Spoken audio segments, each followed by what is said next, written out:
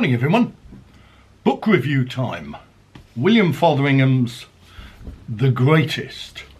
The Times and Life of Beryl Burton. His latest book. What's it like?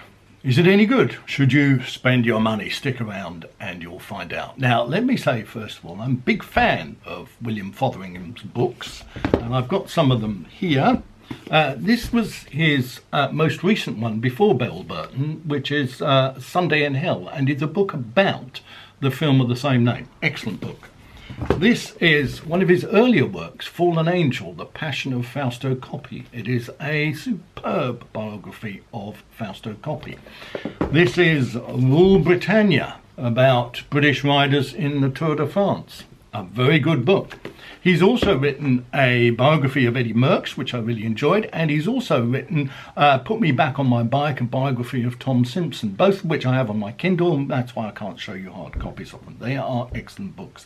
So this is his latest one. What's it like? Should you buy it? Well, let me say first of all that Fotheringham has written a very, very good biography of Beryl Burton. It is well researched, it is well written, it is an exemplary discussion of her life and times, meaning if you don't know Beryl Burton, she was probably Britain's greatest ever cyclist, and I didn't say female cyclist, although she was undoubtedly Britain's greatest ever female cyclist. Her achievements are legendary. 7 times world champion, 5 times in the pursuit, 2 times on the road, 25 times in a row, I think, best British all-rounder for a series of time trials, and won numerous events. And this is a description, an explanation of what she did and to a certain extent how she achieved it. Now, you might think that I'm not damning with faint praise, and don't get me wrong, I'm not criticising Fotheringham's book. I think Fotheringham's book is excellent. My problem, I suppose, is that Beryl Burton, wonderful cyclist though she was not actually a very interesting person. Now that's not a criticism of her. It's not her fault. I'm probably not a very interesting person. A biography of me would not be a very interesting book, even without Beryl Burton's achievements on the bike. She was a Yorkshire lass, born in 1937, and she failed the 11 plus, which Fotheringham makes a great deal of, I presume because Beryl Burton makes a great deal of it. Whether it was a clue to her subsequent performances on her bike, her indomitable spirit, her unquestioned desire to win, to beat all competitors. She would not give up. She would train like a demon. Can you trace it back to the 11 plus? Well, certainly, but a lot of people failed their 11 plus. I'm even sure I've passed my 11 plus, but I didn't turn into Beryl Burton. Could have been other reasons for that, of course. So,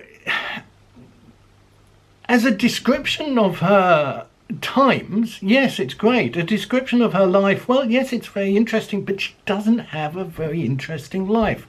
Her chief hobby, apart from cycling, appears to be knitting. She was a great housewife. She used to iron her husband's shirts. She used to do the baking. She used to work, and she worked most of her life either on farms or in fields. She liked being outdoors. She liked picking raspberries. She liked growing fruit, things like that. And she liked riding her bike. Her and her husband Charlie had one daughter, Denise, and to a certain extent the book comes alive. Not so much alive, but it changes a bit when Denise comes on the scene, because Denise was the first woman to really challenge Beryl Burton, and Beryl Burton didn't like it. And I'm sorry to say, she does not come across as a particularly good parent to Denise or a particularly nice person to Denise. She had this focused will to win that didn't allow of any distractions, including a daughter. And Denise Burton, who is quoted quite a lot in the book, but she doesn't say much that is particularly damning of Beryl Burton. You do have to read between the lines a little bit. But there does seem to have been a difficult relationship, and as Beryl Burton's career declined, and she continued to ride and continued to win events well into her 50s, and Denise Burton's career improved, Beryl Burton didn't like it. Now, Fotheringham charts all of those. She charts all of Burton's various rides, all of her various TT successes, her 12 hours, her 100 miles, her 25 miles, her 10 miles.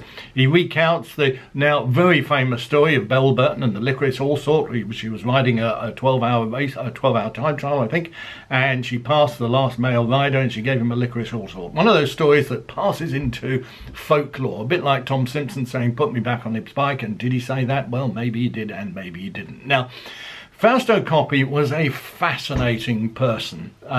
He came from a poor background, pulled himself up by his bootstraps, had a very not unusual for the time, but a scandalous relationship with a married woman. Tom Simpson had his well-known problems with drugs, and of course he died a tragic early death on Ventoux, always good for a biographer. And Eddie Merckx is probably stands alone in terms of the biographer's subject. Beryl Burton stands alone in terms of her achievements as a woman cyclist. She stands alone as in terms of what she had achieved for cycling for women in Britain. And it was a difficult time that she rode in. Women's cycling wasn't, well, you could say that in some respects it had more respect than it had now. In some respects you could say that that's not the case. The Olympics didn't allow female cyclists until 1984, by which time Beryl Burton was too old. So she wasn't able to prove herself on that particular stage.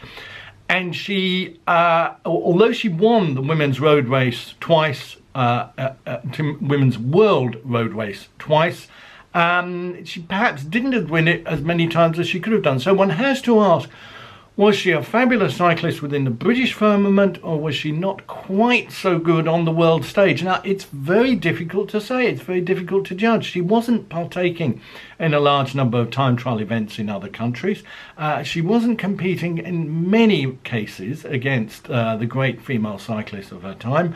And so it's difficult to say, was she the greatest amongst a limited field? That sounds like I'm trying to downplay her achievements, and I'm not. You can only beat the people that you're racing against, and she beat the people that she raced against, all the women and many of the men. In many of the time trial events that she took part in, men were also competing, and she beat their time. So as a female cyclist of unquestionability, she was superb. In terms of what Fotheringham has done, he has written an excellent book about a not very interesting woman. That isn't meant as a criticism of Fotheringham himself. He's written a good book. Couple of typos in it which irritated me a little bit.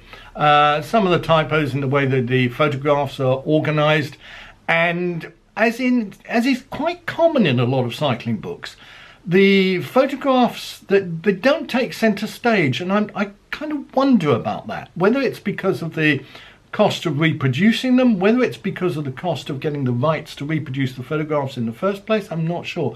But many cycling books these days do not have a great selection of photographs in them, which surprises me a little. So, should you buy it? If you're interested in cycling, yes. And if you're interested in cycling, you should be interested in Beryl Burton. So whether or not you're interested in Beryl Burton, if you like reading books about cycling, you should be reading The Greatest, The Times and Life of Beryl Burton, because she, as a female cyclist in Britain, stands alone. While I'm on the subject talking of books, I've written a few myself. This is one of them, Tour de Fiction, a collection of short stories. It's available on Amazon. I've also written these three particular ones. Unreliable Death, which is about a death on a reliability ride. The Monument, which is about the Liège-Bastogne-Liège Sportive and a crime that takes place. And The Marmot Murders, which is about a series of murders and a mystery that takes place on a cycling tour of the Picos in Northern Europe. All of my books are available on Amazon. If William Fotheringham wants to read them and give me a review of them, I would be very interested to see it, William. But back to Beryl Burton, buy it. It's 20 quid, but it's worth it. And if you buy it from William himself, you might get an email and he'll say, would you like me to sign it? And I said, yes, please. And he signed it for Julian with all best wishes, William F. So there you are. Well worth buying. See you next time.